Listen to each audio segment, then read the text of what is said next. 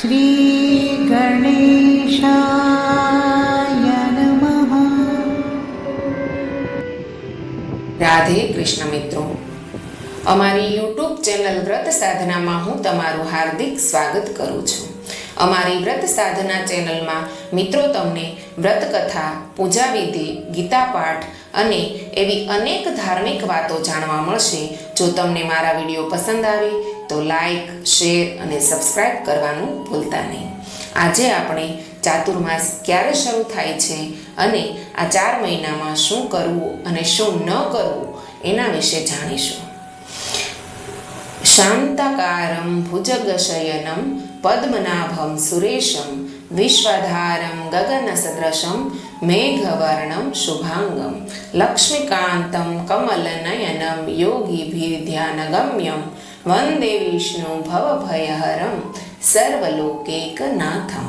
ભગવાન વિષ્ણુની આ સ્તુતિનો ભાવાર્થ છે કે શાંતિ પમાડતા નાગની શૈયા ધરાવતા, નાભીમાંથી કમળ પ્રગટાવતા, દેવોના અધિપતિ, વિશ્વના આધારરૂપ, ગગન જેવા વિશાળ મેઘવર્ણી કાયા અને શુભ અંગો ધારણ કરતા, લક્ષ્મીજીના પ્રિયતમ કમળ સમનેત્રો ધરાવતા, યોગીઓ ધ્યાન ધરે છતાં તેમના માટે અગમ્ય રહેતા, ભવનો ભય હરનારા સર્વલોકના નાથ વિષ્ણુને મારા વંદન હો.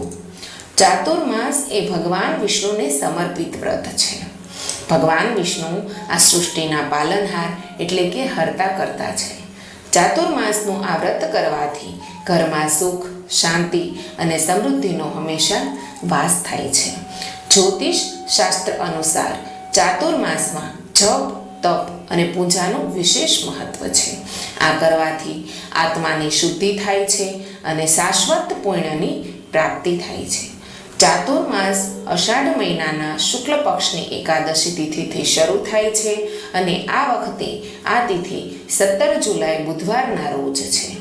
આ તિથિને દેવશયની એકાદશી તરીકે પણ ઓળખવામાં આવે છે.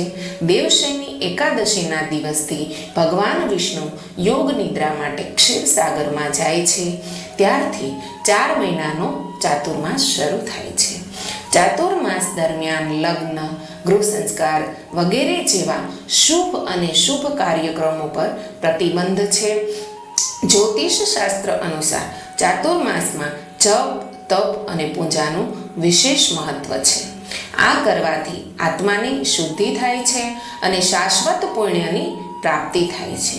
આવો જાણીએ ચાતુર્માસનું મહત્વ અને આ 4 મહિનામાં શું કરવું જોઈએ અને ન કરવું જોઈએ એના વિશે આજે વિસ્તારપૂર્વક આપણે જાણીશું.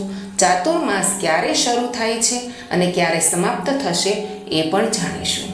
અષાઢ માસના શુક્લ પક્ષની એકાદશી તિથિએ 17મી જુલાઈથી ચાતુર્માસ શરૂ થઈ રહ્યો છે અને કાર્તક માસના શુક્લ પક્ષની એકાદશી તિથિએ 12મી નવેમ્બરે સમાપ્ત થઈ રહ્યો છે.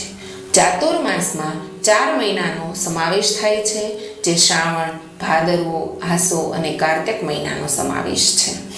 ચાતુર્માસનું મહત્વ શું છે તો કે ચાતુર્માસમાં ભગવાન વિષ્ણુ યોગ નિદ્રામાં જાય છે અને પછી ભગવાન શિવ 4 મહિના સુધી સૃષ્ટિનું સંચાલન કરે છે.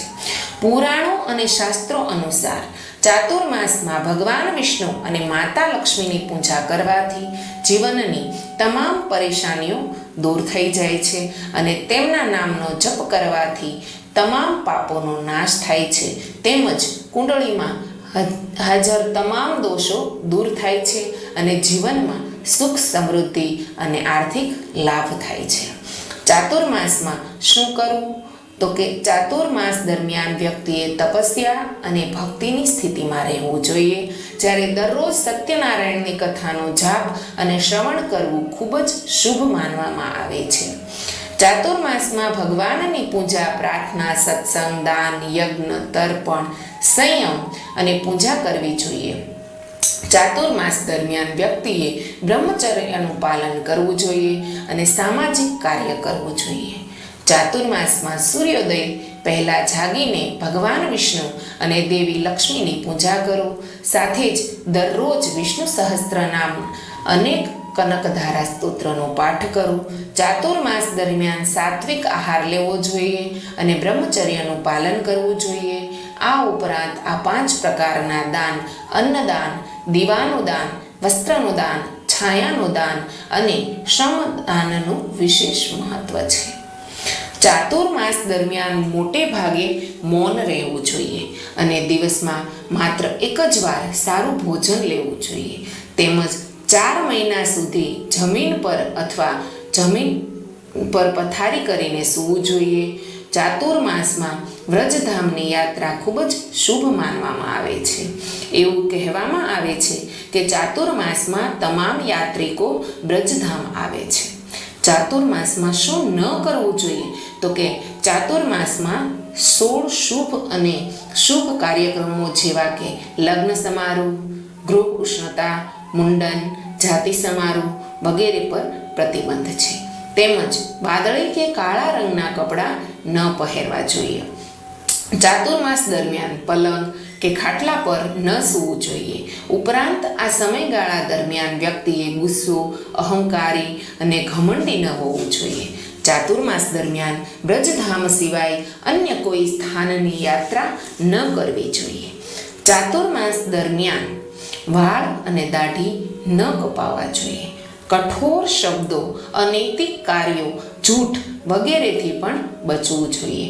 ચાતુર્માસમાં તેલ, દૂધ, દહીં, ખાંડ, મીઠાઈ, અથાણું, પાંદડાવાળા શાકભાજીમાંથી બનેલી વસ્તુઓ, મસાલેદાર ખોરાક, માંસ, દારૂ, સોપારી વગેરેનું સેવન ટાળવું જોઈએ. ઉલ્લેખનીય છે કે હિન્દુ ધર્મમાં શ્રાવણ માસનું વિશેષ મહત્વ છે, કારણ કે આ માસ દરમિયાન ભગવાન શિવની પૂજા કરવામાં આવે છે. શાસ્ત્રો અનુસાર ભગવાન શિવને શ્રાવણ મહિનો સૌથી વધારે પ્રિય છે. આ મહિનામાં જલાભિષેક, દૂધ અભિષેક અને બેલપત્ર, ધતુરા વગેરે ભગવાન શિવને અર્પણ કરવાથી તે ખૂબ જ પ્રસન્ન થાય છે અને તમારી બધી મુશ્કેલીઓને દૂર કરે છે. રાધે કૃષ્ણ મિત્રો.